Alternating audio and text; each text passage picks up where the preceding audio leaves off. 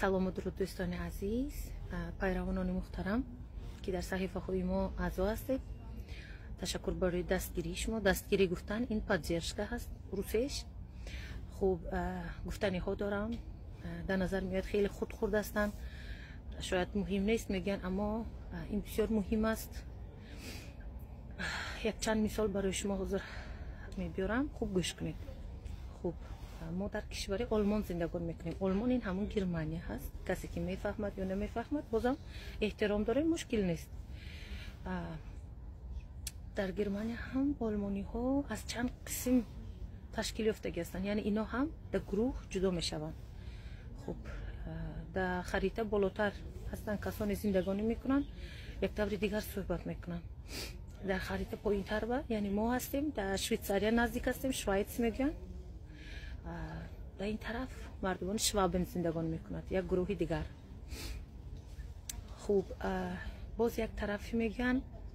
خب در خریطه اگر نگاه کنید دست چپ اینا مردمان هستن که در نسل نجاتشون دیگر چیز هستن و اونا هم آلمانی ها یک کمی دیگر طور صحبت میکنن.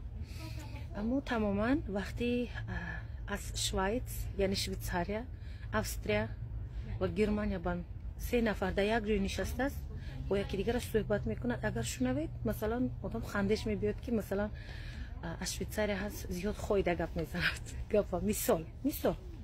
اما از استریا میبیاد، استریا بودگاه هستن، شد دغل گپ میزند، زیاد خی استفاده میکنن. بازم حتی منم میفهمم، مشکل نیست. ما طرف ما بودگاه هستن، مثلا شوابن گپ زند، اگر شاید بسیار با سختی فهمید نیمتسکی یاد گرفته باشم، اما ما به خاطر اینجا زندگانی میکنیم، کار کردیم با اینو، فرقش میفهمیم. مثلا یک تیش میگوید کیز شپیتسله یا که لیش زیاد استفاده میکنه، یعنی از شویتزاری اومدگیش کم استفاده میکند. یک مثال میگم.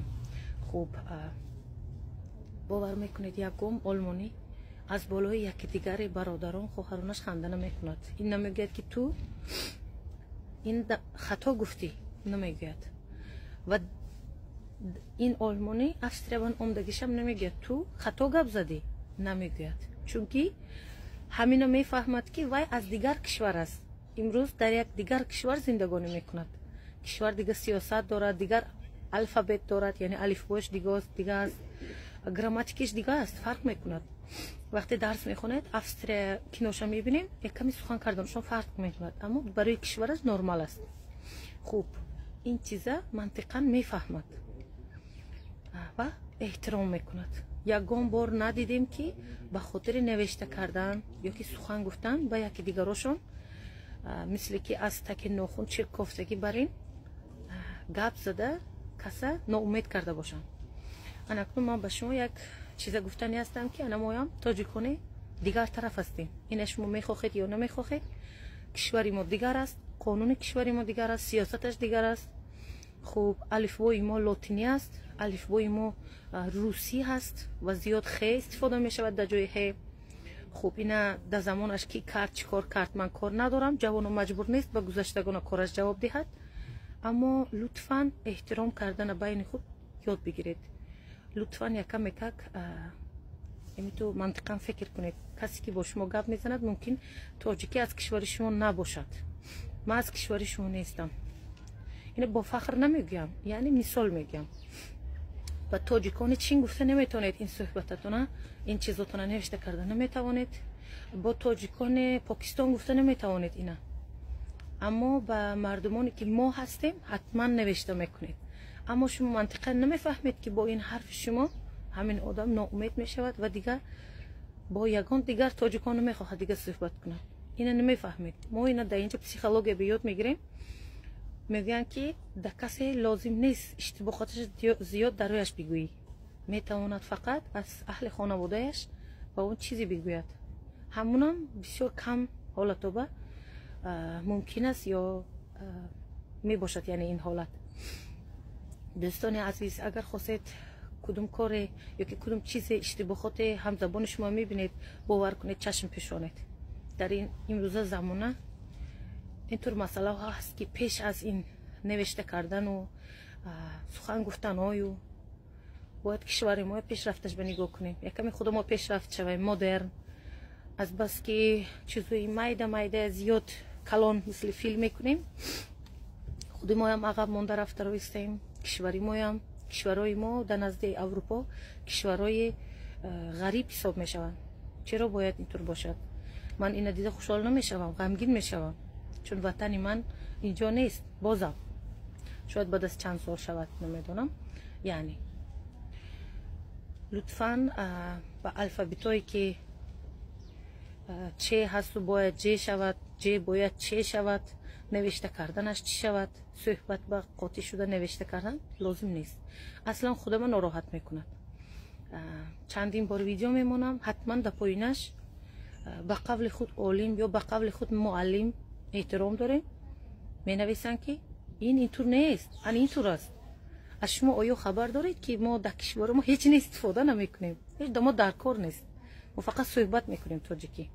ما مثلا مکتب نداریم. از این من خرسند نیستم، بازم میگم از این غمگین هستم، اما هر چیز دست کاری مردم نیست.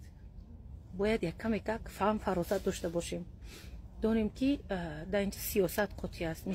یک مثال میگم، یک کم فهمش داشته باشیم. اگر ما یکی دیگر برادر و خواهر به یکی دیگر کمک نکنیم، پگه فردا نام تاجیک هم نیست میشد. خوب که پاکستان است، بسیار اهالش زیاد است، تاجیکش هم زیاد است. خوب که افغانستان است، تاجیک‌ها بسیار زیاد هستن، آزاد هستن، گپ میزنن. من خرسند میشم. میگن در پنجشیر خانوما هستن 16 تا بچه میکنن.